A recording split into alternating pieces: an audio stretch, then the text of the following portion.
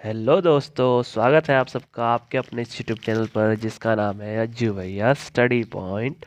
और आज हम जो चैप्टर करने वाले हैं वो है क्लास 10th का चैप्टर 3, जिसका नाम है मेटल्स एंड नॉन मेटल्स।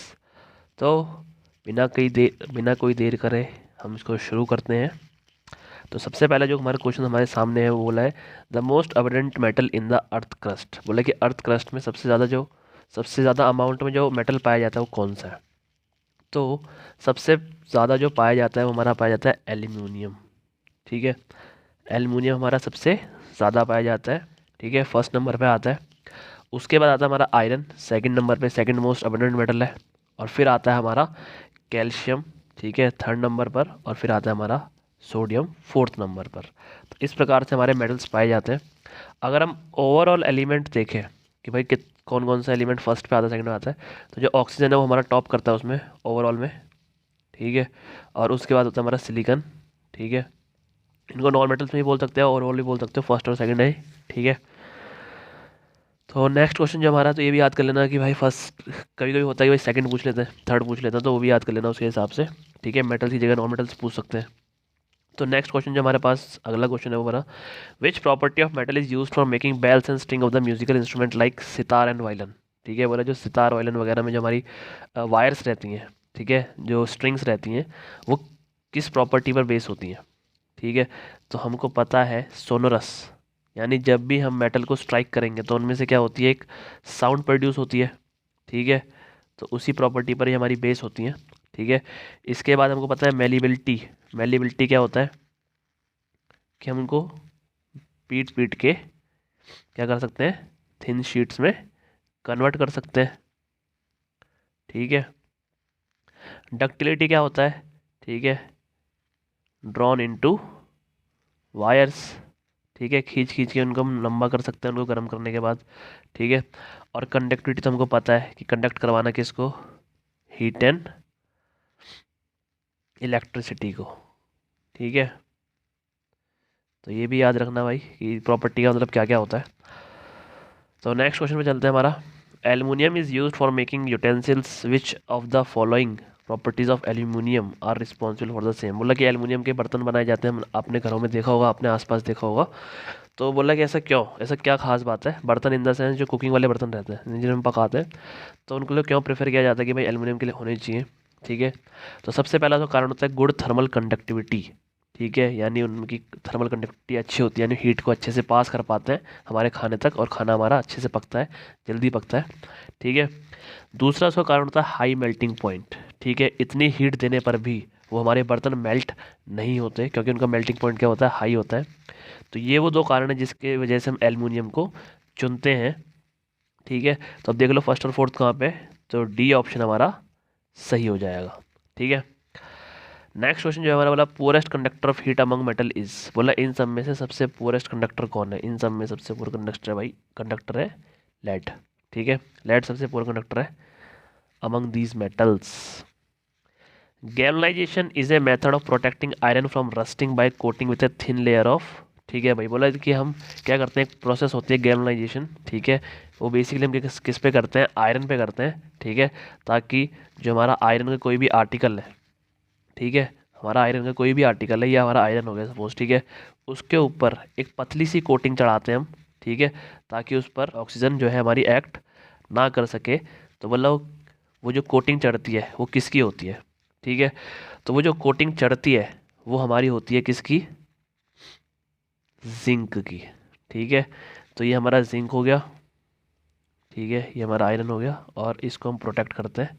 ठीक है, ताकि इस पे ऑक्सीडेशन प्रोसेस ना हो, जिससे हमारा जो है क्या है, जो आयरन है वो ख़राब ना हो, उस पे जंग ना लगे।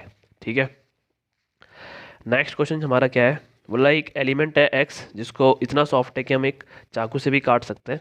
ठीक है, this is very reactive to air and can not be kept open in air. ठीक है, बोले कि एयर से इतना रिएक्टिव है, ठीक है, कि ये उसको एयर में रखोगे तो आग पकड़ लेगा। ठीक है, पानी में रखोगे तब भी ऑक्सीजन के साथ रिएक्ट करके, ठीक है, आग पकड़ सकता है। तो बोला कि क्या करें भाई, तो वो कौन सा एलिमेंट है पहले तो वो हमारा एलिमेंट होता है Na, सोडियम। ठीक है, अब होता क्या है भाई, ये बहुत रिएक्टिव मेटल है। ठीक है, पोटेशियम के बाद मोस्ट रिएक्टिव मेटल है, ये सेकंड मोस्ट रिएक्टिव मेटल है। ठीक है, अब बोला कि फिर इसको क्या रखे कैसे, बोला ना इसको हम खुले में रख सकते हैं ना पानी में रख सकते हैं, तो हम इसको रखते हैं केरोसिन में। ठीक है, केरोसिन में इसको रखा जाता है ताकि ये ना पानी के कांटेक्ट में आए ना हवा के कांटेक्ट में आए, और हम इसको कंजर्व करके रख सकें। ठीक है, फर्दर रिएक्शंस के लिए। नेक्स्ट क्वेश्चन जो है हमारा, बोला copper object lose their shiny appearance and form A green coating. ठीक है, बोला जो कॉपर होता है हमारा वो कुछ समय बाद शाइनी अपीयरेंस खो देता है और उसके ऊपर एक ग्रीन कलर की कोटिंग जमने लग जाती है। तांबा तुमने देखा होगा। ठीक है, तो बोला ऐसा क्यों होता है? तो भाई हमको पता है हमारा कॉपर जो है वो पड़ा रहेगा बाहर, तो किसके साथ, मॉइस्चर, ऑक्सीजन, वाटर वगैरह के साथ रिएक्ट करेगा। और जब वो रिएक्ट करता है तो उसके ऊपर हमारी एक कोटिंग जम जाती है, किसकी?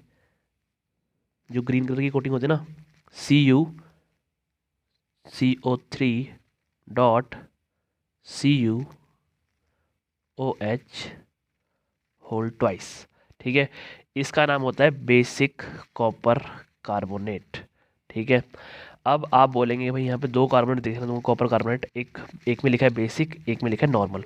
तो जो ये हमारा नॉर्मल वाला होता है जिसमें सिंपल लिखा हुआ है, ये होता है हमारा सिर्फ CuCO3। ठीक है, जबकि जो हमारा basic copper oxide copper carbonate होता है वो CuCO3.CuOH ट्वाइस। ठीक है, फ़र्क क्या है कि ये जो होता है हमारा बेसिकली न्यूट्रल होता है। ठीक है, न्यूट्रल मतलब ना एसिडिक ना बेसिक, प्लस इसका जो कलर होता है कैसा होता है? ग्रे कलर का होता है ये। ठीक है, जबकि जो हमारा ये वाला होता है हमारा एल्कलाइन होता है, बेसिक होता है। ठीक है, और कलर तुमको पता ही है, ब्लू ग्रीनिश। ठीक है, समझ जाना, बोल तो रहा हूँ मैं। ठीक है, थोड़ी सी कचरा पचड़ा हो गई, कोई दिक्कत नहीं। हाँ, तो नेक्स्ट क्वेश्चन जो हमारा है अब अगला, बोला विच of the following non metal is lustrous. Lustrous मतलब होता है शाइनी, शाइन होती है जिसमें। ठीक है, बोला कौन सा ऐसा मेटल है जिसमें क्या होती है? शाइनिंग होती है, नॉन मेटल है सॉरी। तो हमारा होता है आयोडीन। ठीक है, आयोडीन नमक में पाया जाता है ना। Generally metal react with acids to give salt and hydrogen gas, which of the following give. ठीक है, तो बोला कि इनमें से कौन सा ऐसा एसिड है जो मेटल्स के साथ रिएक्ट करने पर हाइड्रोजन गैस नहीं देता है। ठीक है, हमने जनरली पढ़ा हुआ है कि एसिड प्लस मेटल क्या देते हैं हमको? सॉल्ट प्लस हाइड्रोजन गैस देते हैं। ठीक है, पर जो हमारा HNO3 है, जब किसी भी मेटल को इसके साथ रिएक्ट करवाया जाता है तो ये क्या करता है, जो हाइड्रोजन बन रही थी उसको ऑक्सीडाइज कर देता है। ठीक है, ऑक्सीडाइज करते हैं तो वो अब H2 ना बन के क्या बन जाता है हमारा H2O, यानी कि वाटर बन जाता है, क्योंकि ये जो है हमारा एक स्ट्रॉन्ग ऑक्सीडाइजिंग एजेंट है। ठीक है, क्या है? Strong oxidizing agent. ठीक है, HNO3 यानी जो हमारा नाइट्रिक एसिड होता है, इसे नाइट्रिक एसिड बोलते हैं। ठीक है, स्ट्रॉन्ग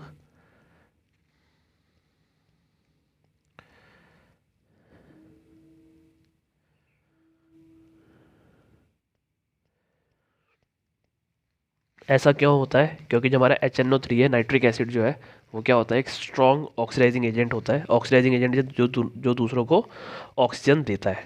ठीक है, नेक्स्ट क्वेश्चन जो है हमारा, बोला है generally non metals are not good conductor of electricity, which of the given is a good conductor of electricity. बोला है कि जो नॉन मेटल्स होते हैं वो इलेक्ट्रिसिटी के पूरे कंडक्टर होते हैं, पर ऐसा कौन सा नॉन मेटल है कि भाई जो क्या होता है? गुड कंडक्टर होता है। तो वो होता है हमारा ग्रेफाइट। ठीक है, क्या होता है हमारा? ग्रेफाइट। ये क्या होता है हमारा? एक एलोट्रॉप होता है। ठीक है, किसका? कार्बन का। ठीक है, डायमंड भी उसका एक एलोट्रॉप ही है। ठीक है, ग्रेफाइट भी है, पर डायमंड सबसे हार्डेस्ट सब्सटेंस है, ये भी याद रखना। ठीक है, नॉन मेटल्स हार्ड नहीं होते जनरली, पर डायमंड सबसे हार्डेस्ट सब्सटेंस है इन द वर्ल्ड। और सेकंड जो ग्रेफाइट है वो क्या है? गुड कंडक्टर ऑफ इलेक्ट्रिसिटी है, जबकि नॉन मेटल्स नहीं होते। Next, which of the given property is not is generally exhibited by the ionic compound. बोला कि इनमें से कौन सी प्रॉपर्टी आयोनिक कंपाउंड्स में नहीं पाई जाती? ठीक है, नहीं, यहाँ पर लिखा है नहीं, इस पर ज़रा फोकस करना। Solubility in water. ठीक है भाई, आयंस में टूट जाता है। ठीक है, तो इसलिए सॉल्युबल है। Electrical conductivity in solid state, नहीं, वो जब मॉल्टन स्टेट में होता है सिर्फ तभी वो इलेक्ट्रिकली कंडक्टिविटी शो करता है, वरना वो नहीं करता। मेल्टिंग पॉइंट भी हाई होता है। ठीक है, इलेक्ट्रिकल कंडक्टिविटी इन मॉल्टन स्टेट जो मैंने पहले बताया। ठीक है, तो जो ऑप्शन बी है हमारा वो सही हो जाएगा, यानी गलत हो जाएगा, जो भी बोलो। ठीक है, नेक्स्ट और लास्ट क्वेश्चन जो हमारे पास है, बोला what happens when calcium is treated with water. ठीक है, क्या होता है जब कैल्शियम को तुम वाटर के साथ ट्रीट करते हो तो, ठीक है। तो ये हमारा कैल्शियम है और ये हमने कर दिया इसको वाटर के साथ ट्रीट। तो क्या मिलता है हमको, एक तो कैल्शियम हाइड्रोक्साइड मिलता है CuH2 प्लस हाइड्रोजन गैस मिलती है और प्लस मिलती है बहुत सारी हीट, ठीक है। तो ऐसा ऐसा सीन होता है। तो अब बोलो it does not react with water, ठीक है। और जो हाइड्रोजन गैस है ये, ठीक है, हाइड्रोजन गैस के बबल्स बनते हैं, ठीक है। और ये जो कैल्शियम है इसके सरफेस पे, इस पे क्या कर लेते हैं, इसको स्टिक हो जाते हैं इस पे, ठीक है। और इसको फिर ऊपर लेके आ जाते हैं सरफेस पर, ठीक है। Bubbles of hydrogen gas form stick to the surface of the calcium, ठीक है। और फिर जो हमारा कैल्शियम है वो क्या करता है, पानी पर या क्या करने लगता है, फ्लोट करने लगता है, ठीक है। तो रीज़न हो जाएगा ये हमारा लास्ट की bubbles of hydrogen gas form stick to the surface of calcium, ठीक है। कैल्शियम के साथ स्टिक हो जाते हैं और ऊपर क्या करते हैं, सरफेस पे आ जाते हैं, ठीक है। तो ये था हमारा चैप्टर 3 10th क्लास का मेटल्स एंड नॉन मेटल्स। किसी की रिक्वेस्ट आई थी कि भाई इस पर वीडियो बनाओ, तो मैंने वीडियो बना दी। मैं वैसे ही बना ही देता, ठीक है। मैं पर अब रिक्वेस्ट आई है तो पूरी करनी पड़ेगी, ठीक है। तो इसको अब आपकी जिम्मेदारी है इसको अच्छे से प्रिपेयर करना, अपने दोस्तों के साथ शेयर करना, लाइक करना और सब्सक्राइब करना ना भूलें। धन्यवाद।